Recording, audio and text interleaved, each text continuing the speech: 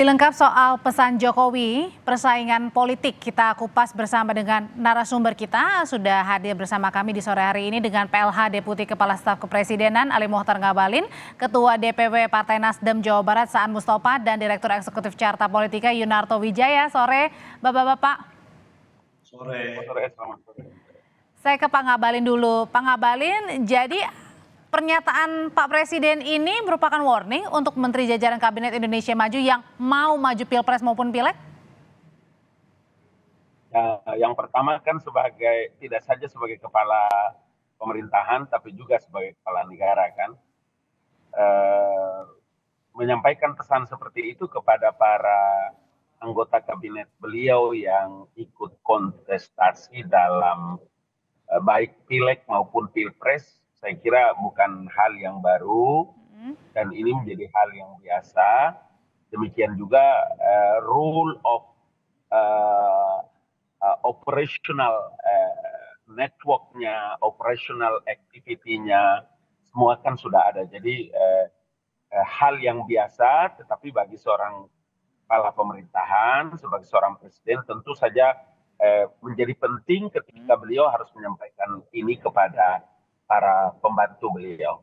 Kenapa, memang apakah sudah ada yang mengganggu atau terganggu terlihat persaingannya? Ya, pesannya kan biasa saja kan, memberikan informasi terkait dengan kesibukan ataupun kegiatan internal di departemen, kementerian, lembaga. Itu kan juga bukan hal yang baru didesain, kan sudah ada tupoksinya, sudah ada SOP-nya juga. Jadi diharapkan dari kegiatan-kegiatan di luar daripada kementerian itu tetap berjalan dengan baik, ada delegation of authority dengan baik, sehingga tidak mengganggu pelayanan pada publik. Oke, berarti ini imbauan ya. Kalau gitu sekarang saya ke Kang Saan dulu. Bang Ngabalin, Kang Saan, kan tadi disebutkan sama ada ditekankan oleh Pak Presiden, ini adalah soal perbedaan politik. Kalau gitu Partai Nasdem sebenarnya tersindir nggak? Ya, sebenarnya kan enggak. Ini kan untuk semua ya. Ada dua hal lah yang pertama yang bisa mengganggu kinerja dan efektivitas pemerintahan.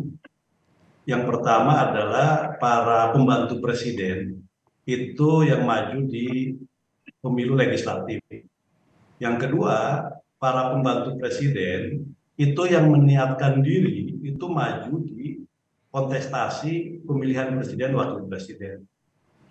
Dari dulu kami selalu menyampaikan bagi mereka yang memang berkeinginan atau bercita-cita untuk menjadi calon presiden atau calon wakil presiden, memang sebaiknya itu mengundurkan diri. Karena untuk menjadi seorang calon presiden maupun wakil presiden itu membutuhkan fokus, konsentrasi, perhatian yang begitu besar. Dan itu diakui atau tidak oleh Bang Ngabalin atau siapapun, pasti akan mengganggu jalannya dan kinerja dari pemerintahan. Itu udah pasti. Jadi itu akan terganggu. Jadi bukan hanya persaingan, ada dan nggak ada persaingan, mereka maju, 60% waktunya pasti dihabiskan untuk mengkampanyekan dirinya. Beda dengan Pileg kan cuma satu dapil saja. Jadi nggak terlalu mengganggu konsentrasi. Dan berarti menurut Nasdem sendiri ini sudah mulai terasa juga gitu ya? Bisa mengganggu.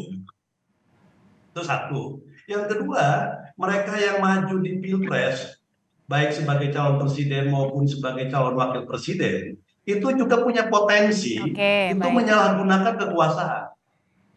Jadi ada pemanfaatan kekuasaan yang digunakan untuk dirinya, apakah itu mengkampanyekan dan sebagainya. Maka fasilitas-fasilitas negara sesuai dengan kementeriannya, mau atau nggak mau, itu akan digunakan. Jadi akan dimanfaatkan. Nah, potensi ada pemanfaatan kekuasaan ya. Diantisipasi. Oke, kalau gitu sekarang saya ke Mas Toto. Mas Toto, apa sih yang dilihatnya dari pernyataan Presiden tadi pagi?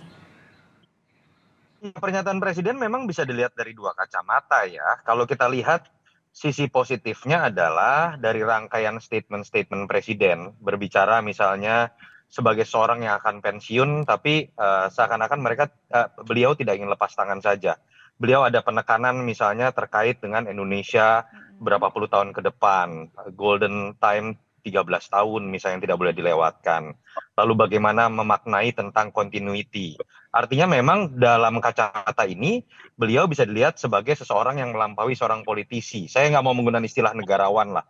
Itu bahasa yang jangan terlalu mudah kita lekatkan kepada seseorang, tetapi memang beliau berbicara legacy ke depan, bukan hanya berhenti bekerja sebagai seorang presiden. Beliau berpikir mengenai negara pasca beliau. Dari situ positif. Tapi dari sisi kacamata lain, saya juga mengerti kritik dari teman-teman bukan hanya Partai Nasdem misalnya seperti Kang Saan tadi yang mengindikasikan seharusnya dengan statement ini Presiden bisa melakukan sesuatu yang lebih konkret. Kalau ingin berbicara perbedaan politik, tidak boleh kemudian mengorbankan program pemerintah. Betul bahwa seharusnya Presiden bisa melakukan sesuatu, misalnya mendorong menteri-menteri yang maju sebagai capres untuk mundur, atau menteri-menteri yang misalnya menjadi anggota legislatif untuk mundur. Kalau betul dikatakan bahwa tantangan pemerintah selama ini atau belakangan ini semakin berat, itu yang Oke, oke baik kalau gitu kita akan perbaiki gangguan sambungan di Mas Toto. Tapi saya sekarang ke Pak Ngabalin dulu. Pak Ngabalin, jadi betul ya yang dirasakan apa yang dinyatakan oleh Mas Yunarto tadi itu juga yang dirasakan keresahan oleh Pak Presiden karena sekarang ini kan sudah mulai kelihatan terbentuk ya untuk 3 poros yang mendukung Pak Ganjar, Pak Prabowo dan juga Pak Anies. Iya nggak, kalau bicara mengenai fokus presiden atau menteri harusnya bisa fokus sebagai anggota kabinet, harusnya teman-teman Nasdem juga misalnya pada saat sekjennya atau ketua DPP-nya menjadi menteri, harusnya mengambil sikap fokus saja kepada menjadi anggota kabinet. Jangan kemudian merangkap jabatan, karena itu akan masuk juga dalam kritik bisa memiliki dualitas loyalitas dan tidak fokus pada pekerjaannya. Itu hal-hal yang saya pikir harus kita lihat secara komprehensif, bukan dalam konteks persaingan politik. Oke, kalau dari Pak Ngabalin sendiri yang terkait dengan menteri-menteri yang rangkap jabatan, terus kemudian juga sudah ada mulai terlihat nyapres, kemudian ada 3 poros juga, itukah keresahan juga yang dilihat dari Pak Jokowi? Jangan kita overconfident ya melihat perkara-perkara politik dan perkara-perkara yang sedang kita bahas ini. Kan semua yang kita bicarakan ini terkait dengan masalah regulasi, gimana aturannya, kemudian bagaimana mekanisme yang mengatur. Saking begitu hebatnya Republik kita ini, kita punya badan independen yang namanya Bawaslu, Badan Pengawas Pemilihan Umum. Kemudian regulasi juga memberikan arahan dan mengatur agar setiap orang yang memiliki kompetensi, punya kewenangan, kalau dia ikut serta dalam campaign dan lain-lain sebagainya, ada diaturkan dalam regulasi. Dia bisa cuti di luar tanggung pemerintah, dia bisa sejenak dan seterusnya, macam-macam semuanya. Artinya apa? Tidak ada orang yang bisa bersembunyi di balik melakukan perlawanan, pelanggaran terhadap aturan atau spekulasi terhadap pelaksanaan pemilu akan datang, baik itu yang ada di kementerian, lembaga maupun siapa saja, termasuk anggota-anggota parlemen, anggota kabinet saya maksudkan. Berarti artinya boleh mengajukan cuti pada saat nanti ya sudah pendaftaran ya? Semuanya ada aturannya, ada aturannya. Itu semua ada aturannya. Even Bapak Presiden sekalipun, ya nanti pada waktunya juga tetap ada aturan yang mengatur bagaimana kepala pemerintahan atau kepala negara Bapak Presiden itu dalam berkampanye dan lain-lain sebagainya.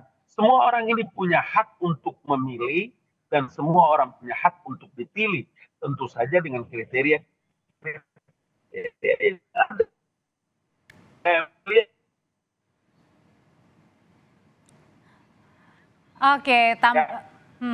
Oke, sekarang saya sudah tangkap pernyataan dari Pak Ngabalin. Penzaliman terhadap hak. Oke, baik Pak Ngabalin, izin suaranya agak terputus-putus, tapi saya sekarang ke Kang Saan dulu dari Partai Nasdem. Kalau gitu Kang Saan sebenarnya kalau menurut Kang Saan dan Partai Nasdem perlu nggak sih cuti dari jauh-jauh hari sebelum pendaftaran begitu agar tidak mengganggu kinerja pemerintah? Ya kalau tadi disampaikan oleh Bang Ngabalin ya, nanti ada aturannya, ada Bawaslu, itu kan normatif sekali kan. Itu artinya gini, artinya hal seperti itu kalau memang sesuai dengan regulasi yang ada, kan tidak perlu juga misalnya presiden memberikan peringatan atau misalnya menyampaikan situasi kondisi keadaan ke depan yang semakin berat tantangannya. Justru karena presiden menyampaikan tantangan ke depan semakin berat dan presiden juga meminta agar para pembantunya yang ikut kontestasi tidak hanya bersaing di dalam kontestasi yang mengakibatkan nanti terganggunya efektivitas dan kinerja pemerintahan karena para pembantunya fokus, maka menurut saya presiden itu kan bisa bertindak lebih dari itu, lebih dari aturan yang ada hari ini. Misalnya? Meminta menteri-menterinya yang maju di kontestasi dengan kadar yang berbeda, misalnya, ya untuk mundurkan diri sejak awal, karena memang prosesnya itu kan tidak hanya ketika terbentuk sebagai pasangan presiden maupun wakil presiden, misalnya didaftarkan di bulan Oktober, tapi kan jauh-jauh hari mereka semua sudah mulai mengkampanyekan dirinya. Termasuk dengan caleg-caleg juga dari menteri begitu, karena kan ada juga nama Pak Syahrul Limpo yang mendaftar. Ya iya kan, tapi gini, tadi Mas Toto sampaikan, ini juga kan ada sikap yang toleran terhadap presiden. Di periode pertama presiden kan tegas bahwa menteri tidak boleh rangkap jabatan dengan pimpinan parpol. Tapi di periode kedua Pak Jokowi kan relatif toleran. Maka ketua umum parpol bisa menjadi menteri. Maka banyak sekali ketua-ketua umum parpol yang menjadi menteri. Jadi kenapa misalnya kita menyampaikan itu? Karena ketua umum saja itu dibolehkan menjadi menteri. Dan tentu ini sekali lagi sudah dipertimbangkan juga oleh presiden tentang apakah akan mengganggu dan sebagainya atau tidak.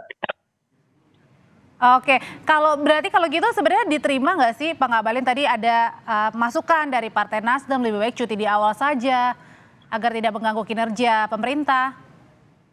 Perlu nggak tuh? Ya, dua hal yang harus diperhatikan. Lagi-lagi saya ingin mengatakan bahwa aturan atau regulasi atau undang-undang ini kan kita juga yang bikin.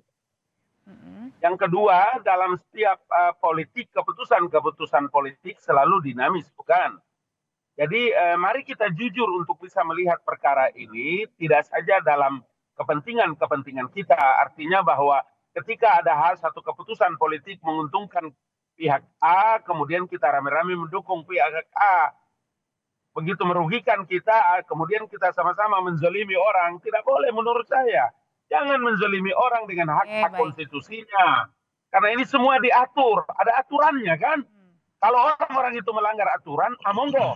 Tapi kalau tidak ada, kenapa harus kita paksakan kemudian kita dalam ini, saya ingin sampaikan. Silakan Kang. Kalau presiden merasa tidak terganggu dengan menteri yang maju di presiden maupun wakil presiden, maupun maju di pileg, kan tidak perlu kita perdebatkan.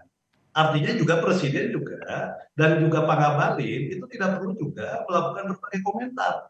Toh mereka maju nggak mengganggu, toh ada aturannya, apa dia kenapa harus dikeluhkan gitu loh.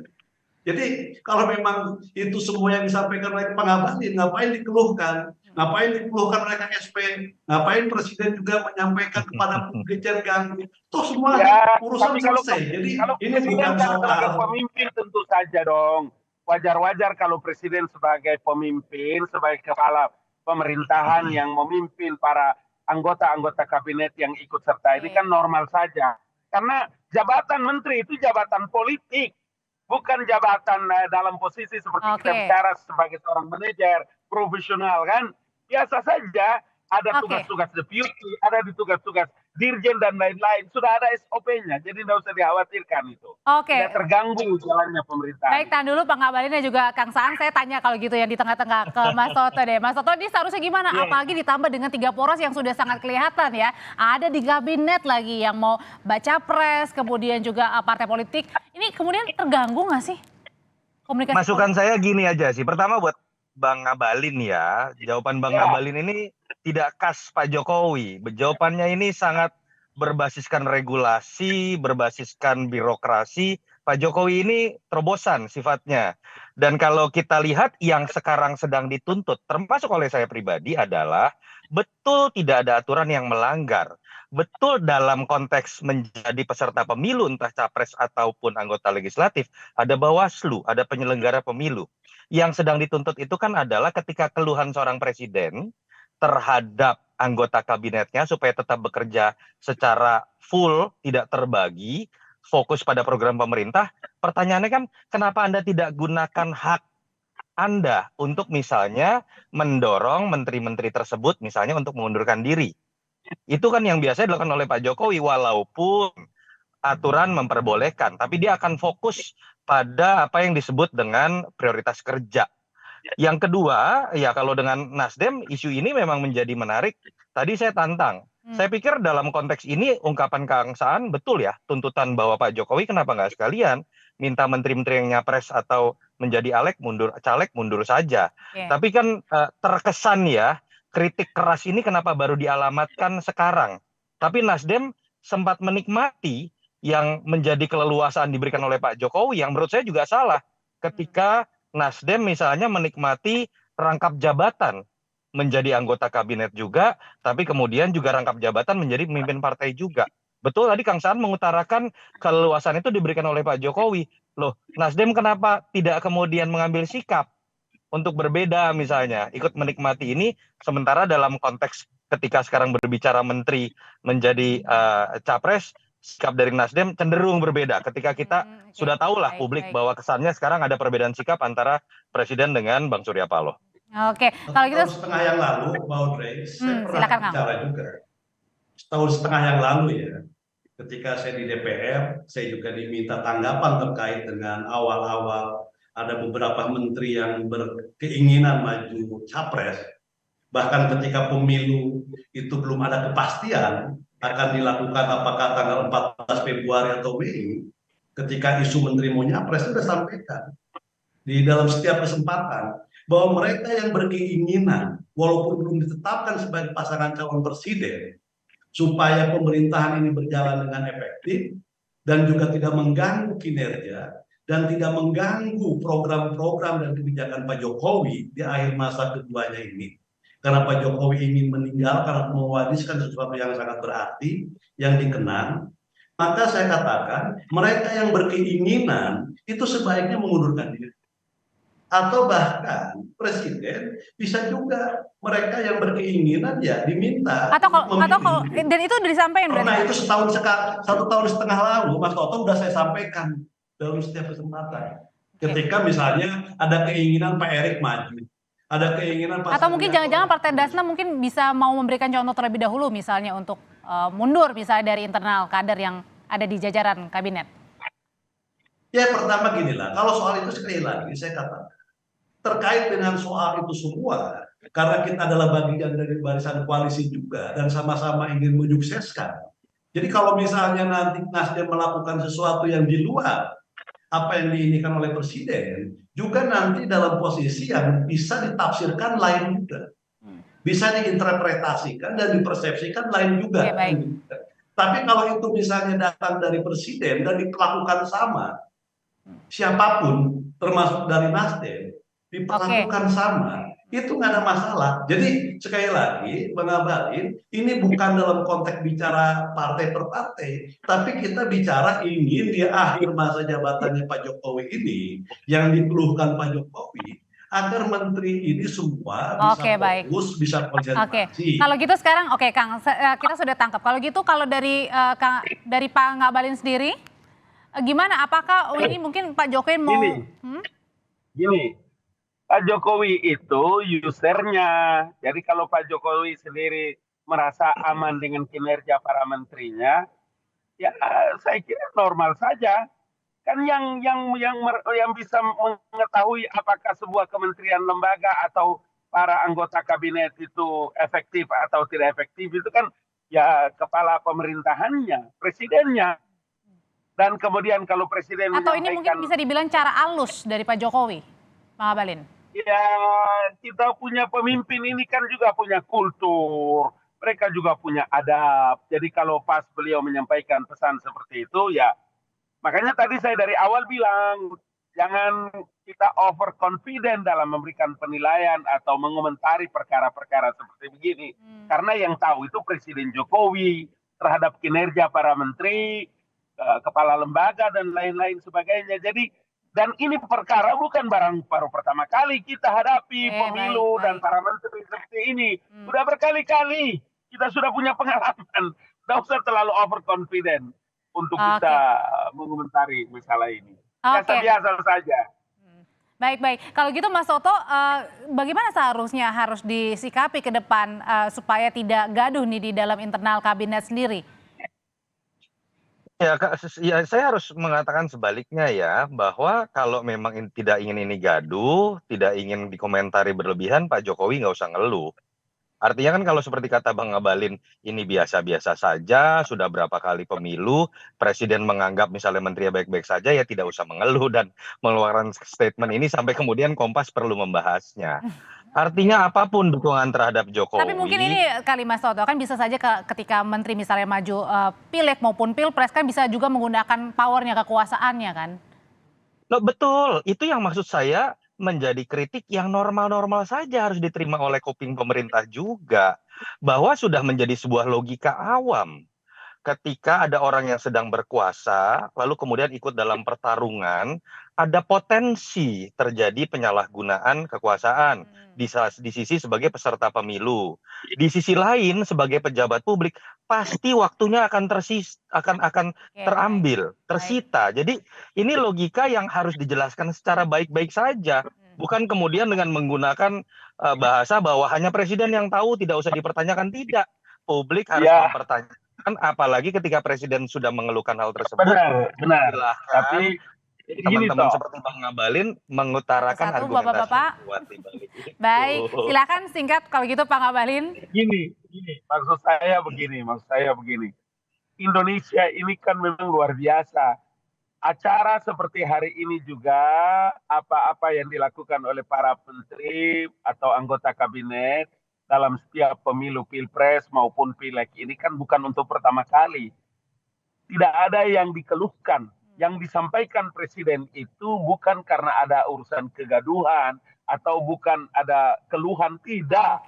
Namanya sebagai pemimpin, sebagai kepala pemerintah. Mengingat gitu ya maksudnya ya. Pasti mengingatkan kepada anggota kabinet, regulasinya tidak melarang saudara-saudara, saya pun tidak melarang, tapi tetap jaga konsisten pada kinerja kementerian lembaga. Salahkah dengan pernyataan itu, Bapak? Tidak. Normal-normal saja. Jadi kalau saya tangkap, Bang Ngabalin ngomong Kompas ngapain sih bikin tema seperti ini? Karena menarik kan tadi kan salah satu bisa saja menggunakan kekuasaan kalau misalnya tidak dilakukan dengan baik. Terima kasih Bang Ngabalin, Mas Toto, Kang Saan, sehat selalu. Terima kasih, Bang Ngabalin.